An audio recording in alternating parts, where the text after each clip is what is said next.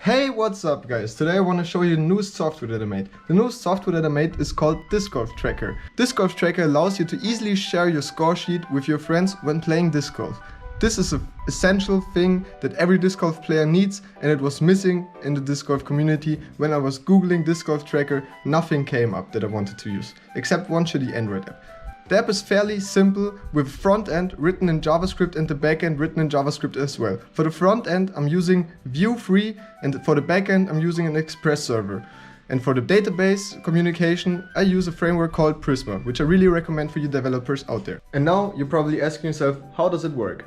I'm gonna show it to you. Well, it's actually quite simple. Press new game to start a new game and then enter your players to the party.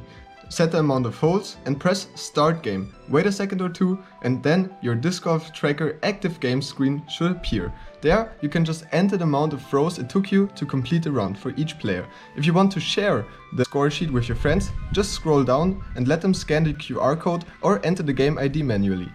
This was Discgolf Tracker in 60 seconds. I hope you enjoyed.